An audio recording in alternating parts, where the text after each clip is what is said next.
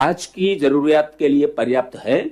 हमने 1,03,000 नया cylinder purchase किया है। पहली बार भारत सरकार, मिनिस्ट्री ऑफ हेल्थ पहली बार परचेज कर रही है और परचेज करके हम इसको सप्लाई चेन में डालेंगे।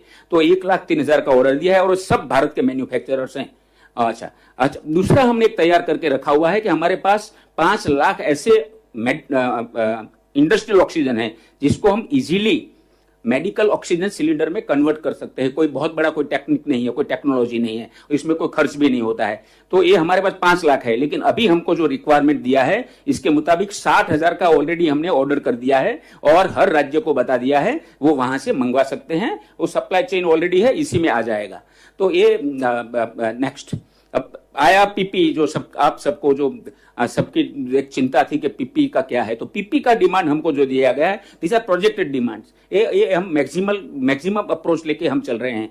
2 करोड़ का हमारा रिक्वायरमेंट दिया है, मोटा मोटा हमने ऑलरेडी ऑर्डर कर दिया है 2 करोड़ 22 लाख का। डोमेस्टिक ऑर्डर्स हमने दिया है 1.42 करोड़ का। और मुझे बताने हर्ष होता है कि डोमेस्टिक प्रोडक्शन जो कुछ भी नहीं था, वो आज कल की तारीख की मैं बता रहा हूं, 1,87,000 रोज बन रहे हैं, आ रहे हैं और राज्यों को दे रहे हैं। ये सबसे बड़ी बात है। तो अच्छा, अरे हमारा जो ये मेक इन इंडिया का जो हमारा जो कॉन्सेप्ट था, ये हम यहां भी लाए हैं। इसमें सैंपल को अप्रूवल दिया, इसके लिए हमने सैंपल को फ्लाई भी कर लेते हैं, ट्रांसपोर्ट करके उस सैंपल को मंजूरी करता है, प्रोडक्ट बन जाता है। प्रोडक्ट को स्पेसिफिकेशन है, वो स्पेसिफिकेशन मंजूर करवाते हैं और बाद में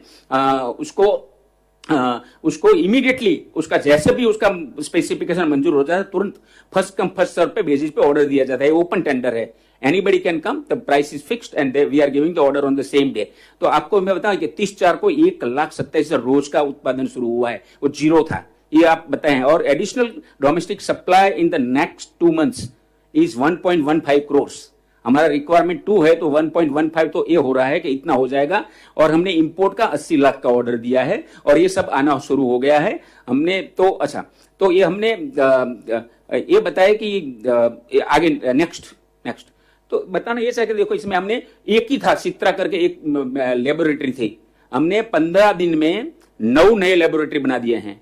इसमें आप नाम पढ़ सकते हैं, institute of nuclear medicine and allied sciences Delhi, DRDA का defence research and development establishment Gwalior, ADRD aerial delivery research and development establishment Agra, and 6 lab हैं, वो है ऑर्डिनेंस फैक्ट्री बोर्ड के, चेन्नई, मुंबई, मुरादानगर, कोलकाता और कानपुर में 2 है। पहले सबको कोयंबटूर जाना पड़ता था, कोयंबटूर हम एयर फ्लाइट को उनको स्पेशल एयर फ्लाई करते थे, वहां जाके बेंगलोर ले जाते थे, बेंगलोर से स्पेशल व्हीकल का अरेंजमेंट किया था वहां के, और वो व्हीकल से हम ले जाते, सिल्क बोर्ड के साथ मदद लेके व्हीकल रोज हम भेजते थे वहां। जो नया भी आया है सैंपल उसका मंजूरी करवा के सेम दे के उसको फ्लाइट वापस लाते थे, उसका प्रोडक्ट को भी ऐसे ही करते थे और इमीडिएटली ऑर्डर देते थे। ये हमने एक अरेंजमेंट किया अभी। तो ये अच्छा, दूसरा बहुत अच्छा एक काम हुआ है कि डीआरडीओ ने 3 टाइप का new PU coated nylon polyester बनाया। ये हमारे सबसे बड़ा मटेरियल का बहुत बड़ा प्रॉब्लम था और ये इससे N95 का मास्क बनता है और उसका भी हमने ऑर्डर कर दिए हैं, उन लोगों ने भी डिलीवरी शुरू हो गया है इसमें। अच्छा, पीपीई में भी हमारे, मैंने आपको बताया कि ओपन टेंडर है, फर्स्ट कम फर्स्ट सर्व, जिसका भी स्पेसिफिकेशन मंजूर हो जाता है उनको इमीडिएटली ऑर्डर दिए जाते हैं। तो हम अभी तक हमको मिल गए हैं 21 लाख पीपी आ गए हैं और राज्यों को हमने दे दिया है। और अभी जैसा समझ आएगा, अब तो रोज बढ़ती जाती संख्या में, मुझे लगता है कि इसका कोई प्रॉब्लम नहीं रहेगा। नेक्स्ट, अच्छा, तो ये आप देख सकते हैं domestic PP production per day. तो ये 30 मार्च का हम देख रहे हैं, इसके पहले तो 0 था, 3,312 था पर डे। और आज की तारीख में 30 अप्रैल ये है आपका 2020, 1,86,472 पीपी रोज के बन रहे हैं। ये बढ़ के 2 लाख भी होने का थोड़े समय में हो जाएगा। और मुझे लगता है कि भारत में, अच्छा, ये आपको मैं बताना चाहता हूं कि हमारा पहले हम जो 50,000 पीपी का उपयोग होता था भारत में और सब इंपोर्ट होता था 50,000, इसके सामने आज हमारी कैपेसिटी इतनी बड़ी है, 7,000 करोड़ का इंडस्ट्री बन गया है। और after China this has become the biggest industry, 1 billion industry बना है।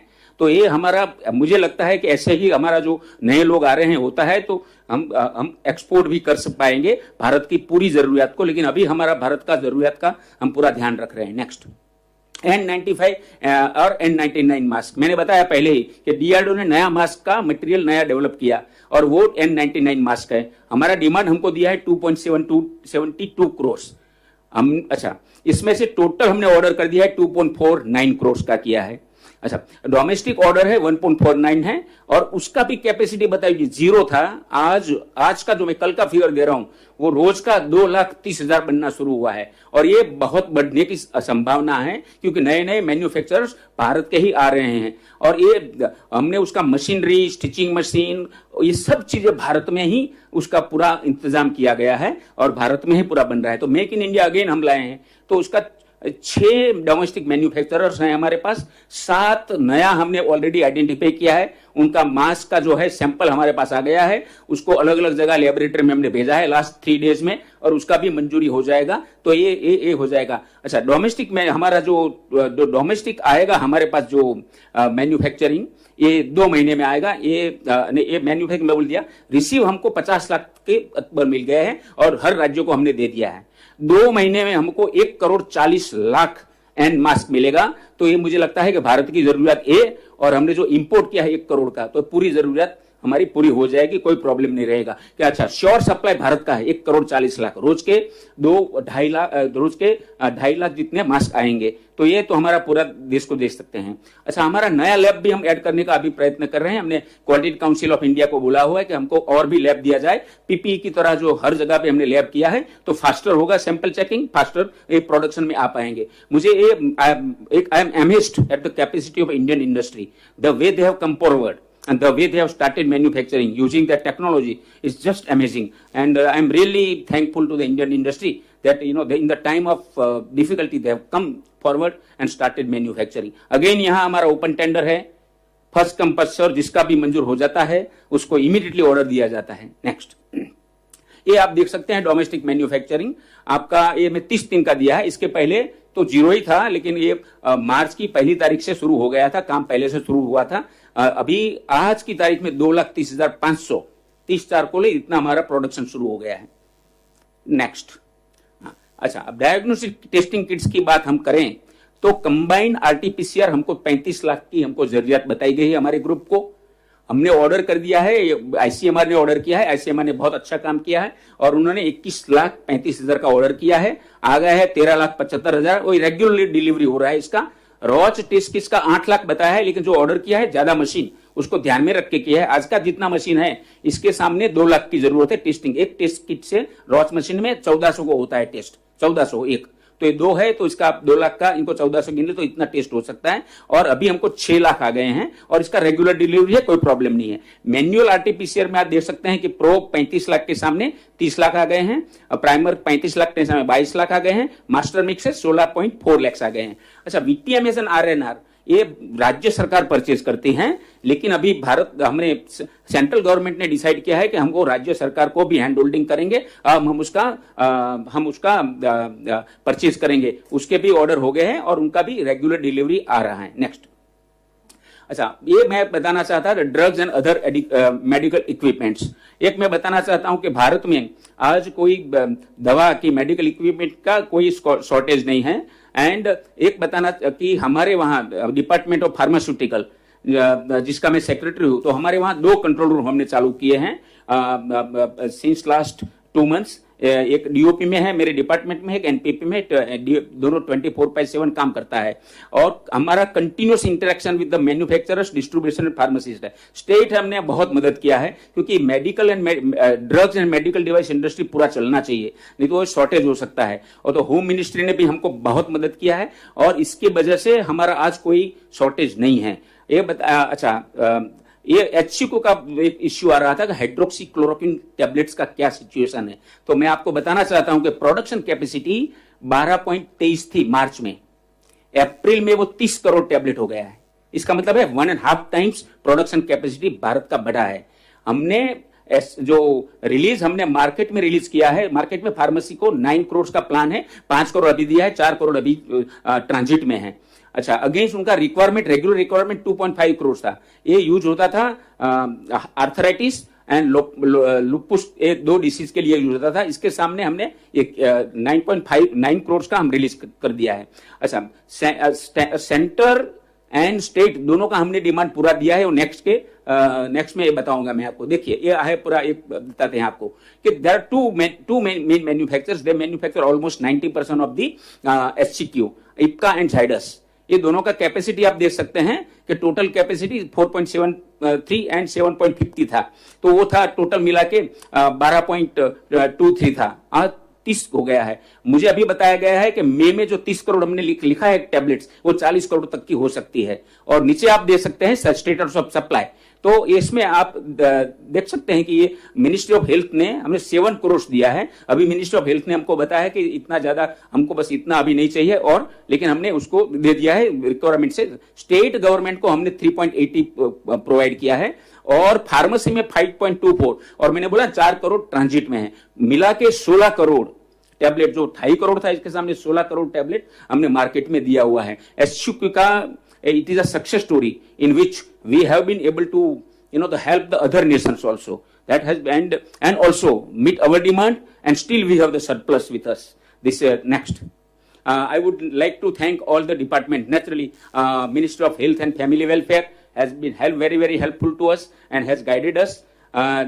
My department is all naturally we are there, but DPPIT ने बहुत अच्छा काम किया। ऑक्सीजन सिलेंडर में उनके सेक्रेटरी और उनके पूरी डिपार्टमेंट ने बहुत ही मदद किया। Ministry of textile and secretary textile, उनके पूरे मिनिस्ट्री ने बहुत अच्छा काम किया। पीपी और N95 मास्क में बहुत ही अच्छा काम किया। डीआरडीओ ने बहुत अच्छा रिसर्च करके at the nick of the time they have come out with new specifications, 3 types of N95 new mask develop किया, और उसका मैन्युफैक्चर डिलीवरी शुरू हो गया है। ICMR naturally they have been associated with, बहुत अच्छा किया। एक्सटर्नल अफेयर्स ने जो इंपोर्ट होता है तब मैन्युफैक्चरर्स को ढूंढना, उसका प्रपोजल तैयार करके हमारे पास भेजना, क्योंकि ये बहुत ही ग्लोबल डिमांड बहुत ज्यादा है, हमको उन्होंने मदद किया, उनका भी हम धन्यवाद करते हैं। सिविल एविएशन ने 2 प्रकार में हम मदद किया। एक तो international as well local movement के लिए उन्होंने कार्गो एयर ब्रिज और लाइफलाइन उड़ान, ये 2 प्रोजेक्ट्स में पूरे भारत में हमारा जितना भी ये प्रोडक्शन हो रहा है जो एसेंशियल मेडिकल सप्लाईज का, इसके लिए हमको बहुत ही मदद किया है। और बिकॉज लॉजिस्टिक और ट्रांसपोर्ट नहीं होता during the lockdown, then the kind of manufacturing and the kind of delivery which we are making today would not have been possible. So naturally railways and post also we have been very helpful. And naturally last I would like to thank the state governments, because when the production started, when the new manufacturers came, they were always there. They helped us in logistic and necessary permission to open the industries, because ये जो industry है उसके साथ में उनके ancillary industry ऐसे हैं कि जो बंद थे, वो पूरा एंसिलरी इंडस्ट्री को उन्होंने खुलवाया और खुलवा के उसको चालू करवाया। उसका स्पेयर पार्ट, मशीनरी, जो मेन हमारे जो इंस्ट्रूमेंट के जो इक्विपमेंट के लिए से ये सब हमको मुहैया करवाने में बहुत मदद किया है। मैं इनका भी धन्यवाद करता हूँ। Next, so I would thank you very much, and I'm sure that we'll be able to meet the demand which our nation needs. Thank you. Thank you very much, sir, for the detailed presentation, and I think this is a assurance to every one of us that adequate medical supplies are available. We take online question. Will there be free movement of public transport in green zone areas? I think इसके लिए जो नई guidelines आएंगी उसका इंतजार करें, तब सब स्पष्ट हो जाएगा। Okay, mister Sanjay Sharma from. मेरा सवाल है सर, इंदौर से जितने भी अखबार निकलते हैं, आज उसमें आज एक बड़ी खबर छपी हुई कि सेंट्रल से जो टीम गई हुई थी इंदौर में कोरोना को रोकने के लिए, उसके बारे में लिखा गया कि सेंट्रल की टीम ने कुछ भी काम नहीं किया, सिर्फ बड़ी बड़ी बातें की और यहां से चली गई। I think these local inputs in the media, that is the reporting part. But अगर आपका specific question है तो you can ask the question. Otherwise, I think this is a media report and we'll take note of that. Next, Mr. Neelu.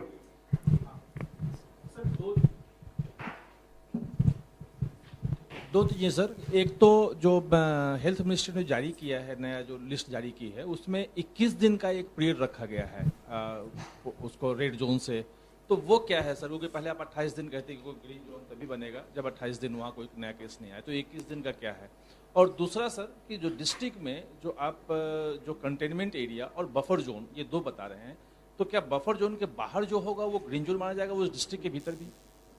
तो sir जैसे कि आप सब लोग को अवगत है कि इससे पहले हम लोगों ने 2 क्राइटेरिया लेते हुए जिसमें कि मुख्यतः ये था कि टोटल क्यूमुलेटिव केसेस कितने हैं या वहाँ पर डबलिंग रेट कितना है, उसको क्राइटेरिया को लेते हुए देश के जितने जिले हैं उनको रेड, ऑरेंज और ग्रीन जोन्स में डिवाइड किया था।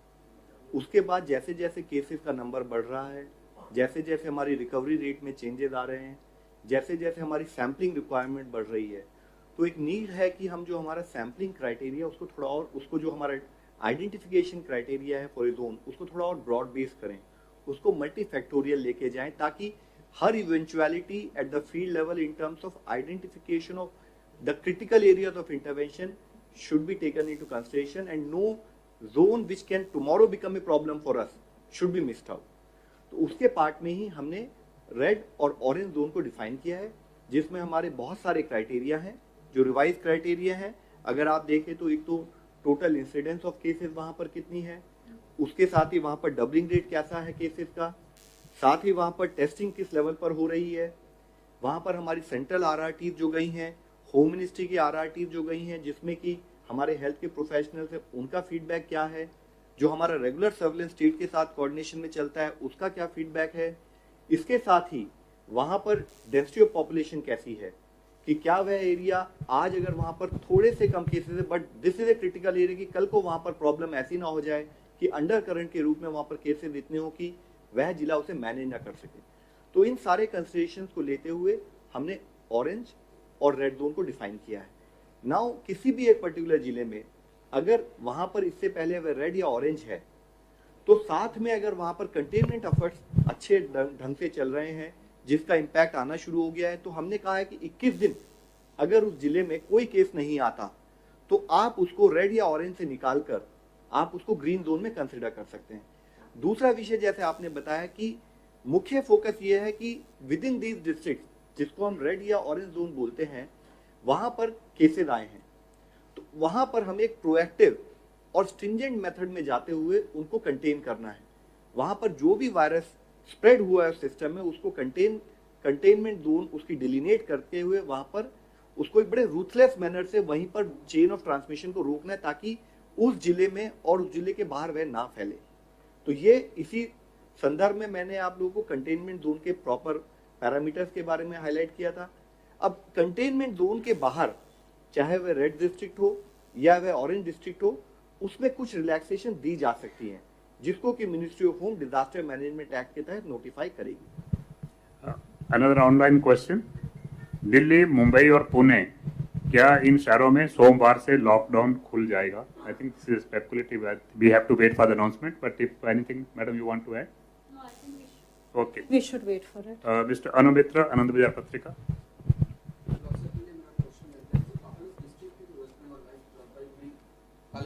Not reported any positive case for last 28 days, but instead of putting them in green zone, from orange zone to green zone, ministers put them in red zone. Why? What is the reason? Sir, as far as all the districts are concern, मैंने अभी आपको पूरे detail में criteria explain किया है। वह criteria बड़ा comprehensive criteria है। Instead of focusing only on earlier time when the cases were less, when we were focusing more on absolute number of cases alone or doubling rate, we said कि we need to broad base the criteria कि कोई भी district जहां पर आज अगर potential cases भी कम है, कल को वह सिचुएशन ना क्रिएट हो जाए कि वहां के केसेस मैनेज करना मुश्किल हो जाए, उसको कंसिडरेशन में लेते हुए जैसे मैंने आपको बताया टेस्टिंग रेशियो, किस जिले में किस प्रकार की टेस्टिंग हो रही है, कहीं ऐसा ना हो हम एक सिचुएशन में आ जाए कि हम टेस्टिंग कम कर रहे हो और अंडर करंट के रूप में वहां पर केसेस बढ़ते रहें।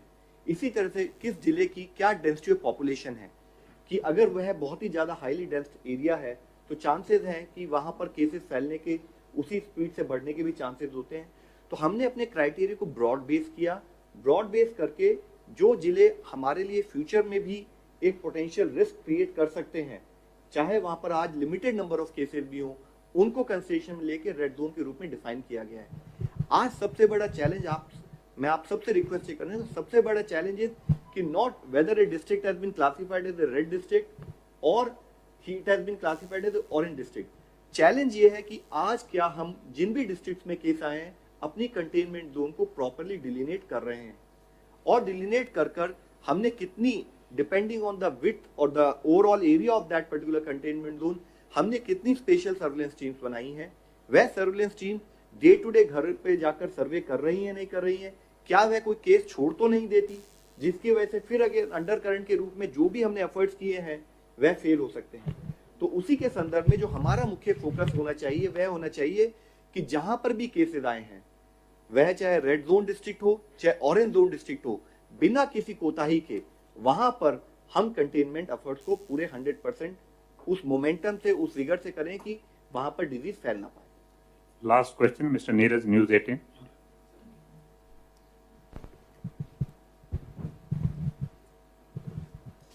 सर, महाराष्ट्र में एक मामला आया कि प्लाज्मा थेरेपी का इस्तेमाल किया गया मरीज पे, उनकी मौत हो गई। तो प्लाज्मा थेरेपी को लेकर क्या गाइडलाइंस है? पहले भी आप बता चुके हैं, लेकिन क्या कोई गाइडलाइंस है अस्पतालों को, या क्लिनिकल ट्रायल के तौर पे किसी पे इस्तेमाल किया गया, उनकी जान नहीं बच पाई? क्या है पूरे मामले में? सर, इससे पहले हम लोगों ने इसके बारे में डिटेल में डिस्कस किया था, जिसमें हमने आप लोगों को बताया था ये बात कि अभी कोई कंफर्म ट्रीटमेंट मेथोडोलॉजी फॉर कोविड-19 नहीं है। पूरे वर्ल्ड ओवर प्लाज्मा थेरेपी हो या और डिफरेंट मेथोडोलॉजी हो, उन पर अभी ट्रायल मोड में है, वो रिसर्च मोड में है, और उसके तहत ही कोई भी अगर इस पर कार्य करना चाहे तो वह प्रॉपरली ड्रग कंट्रोलर से परमिशन ले, जैसे कि आईसीएमआर गाइडलाइंस में कहा गया है, और उसके तहत ही उस प्रोसेस को इनिशिएट करे। यह बहुत जरूरी है कि while we should remain hopeful, but we should not end up doing something which is contrary to the evidence. तो प्रॉपर एविडेंस बिल्ड करने की जरूरत है, उसको रिसर्च और ट्रायल के रूप में ही लिया जाना चाहिए और उसके तहत ही कार्य करना चाहिए। Subscribe to Nation Next YouTube channel and press the bell icon to get regular updates from Nation Next. Also like Nation Next Facebook page and follow us on Instagram and Twitter.